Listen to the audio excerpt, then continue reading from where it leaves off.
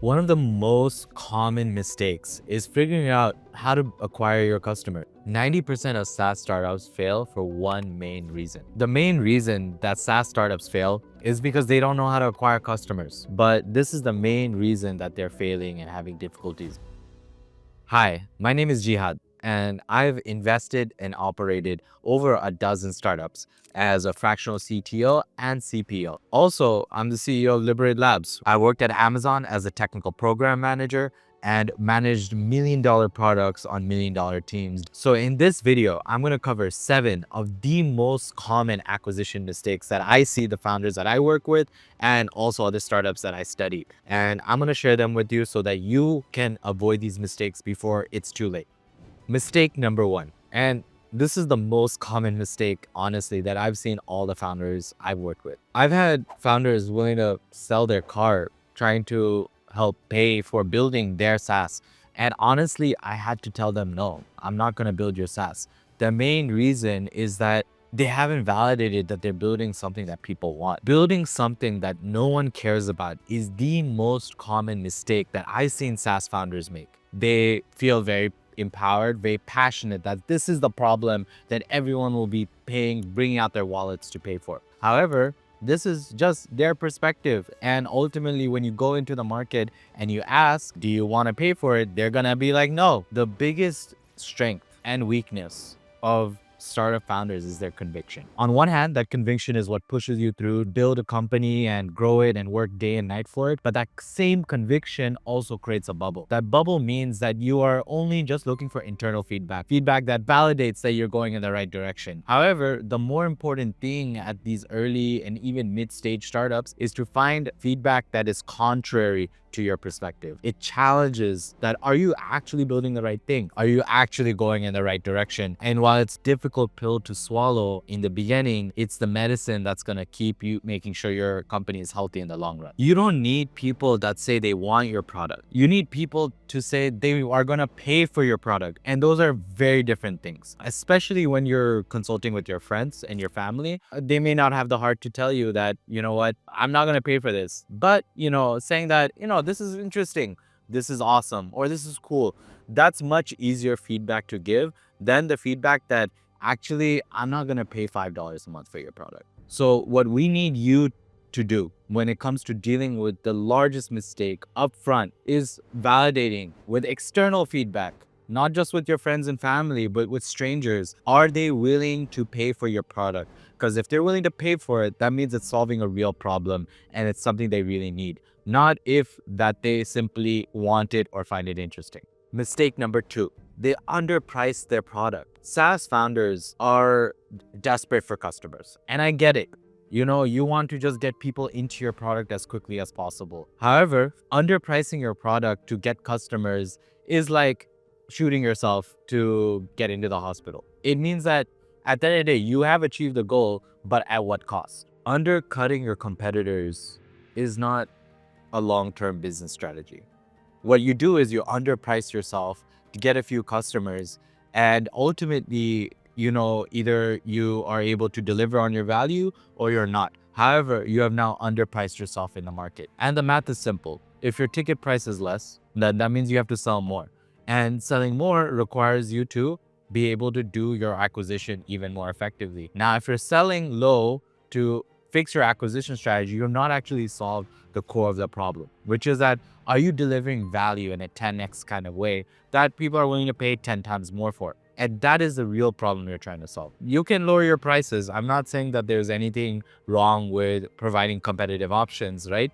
But, basing your entire strategy around being cheaper than the market is actually going to not be the right mindset long-term for continued growth.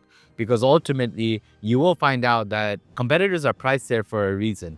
And ultimately, to sustain, you will have to then increase your prices long-term to sustain your business. Now, if you are not provided competitive value or 10x value, then you're going to lose those customers anyways. So really, the focus should be from the beginning in terms of an acquisition strategy is not if I can just get customers at any cost, even possibly giving away the product for free, but actually providing more value that they can actually jump ship and even willing to pay more money for. Mistake number 3, expecting that the product is going to sell itself. Now, we've heard the phrase, if you build it, they will come. And I'm telling you, in SaaS, that is absolute garbage. If you build your SaaS, no one knows about it. It's like if someone cuts a tree in a forest and no one is there to hear it. Has anyone really cut the tree? It's a similar story with SaaS. There is tens of thousands of SaaS solutions out there, all doing different things, some very similar things. But the thing is, 80% of it, 90% of it, do you know anything about them? No. So why would your users or your customers know about you? The fact is, we're living in an information overload kind of way. We're getting signals from every direction of what to buy, when to buy, what to do, how to do it. And the fact is, to cut through that noise, we have to do something special. We have to do something differentiated. So just building the product is not good enough. You could build a world-class product. I'm sure there's many world-class products out there that you know nothing about. That could possibly solve your pain in a really amazing way. But the point is, you need to figure out distribution. When we talk about acquisition strategy, building a good product is not necessarily the same thing as an acquisition strategy or a distribution strategy. It's one thing to create value, it's another to get that value into people's hands so that they can pay for it. So don't confuse building with selling. Those are two different things. So how do you solve that? What are some distribution strategies that you can do? One of the biggest ways you can do is simply building in public. Do not be a perfectionist about getting your content out there. I remember in terms of me getting my content out there, it took me 2 years. I don't want you to take 2 years. I want you to do it tomorrow. And the point being is that when you're authentic, when you're talking about your product and you're solving a real problem, the people that you are wanting to sell to will come to you because they're looking for the same things. But if you're trying to do what everybody else is doing and, and worse, not doing anything at all, then they're never going to find you anyways. So, build an audience, build some community, build something that people can gravitate towards and understand your personal story of you and your product. And most of all, just be authentic. Convey that you're trying to actually solve their problems in a meaningful way, not just solve them. Build a pipeline early. Build it as soon as possible. When I talk about pipeline, I'm talking about a group of people that are going to be interested in trying to try out your product. People wait too long to build a pipeline. I'll give you a story. I worked with a startup that we built an app for.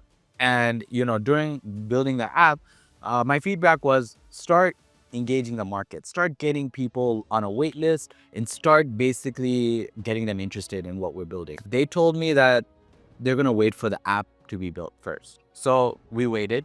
And when we launched, there was no one ready to basically try out the application. So now we had to spend another few months just waiting. After we built the product and it's launched and it's ready to go, we still didn't have people ready to onboard and use the product. So we just wasted not 3 months of the app actually being built, but actually 6 months because of the fact that we not only had to wait after the launch as well. Mistake number 5, not having a well-documented structure for their marketing strategy. Look, I get it.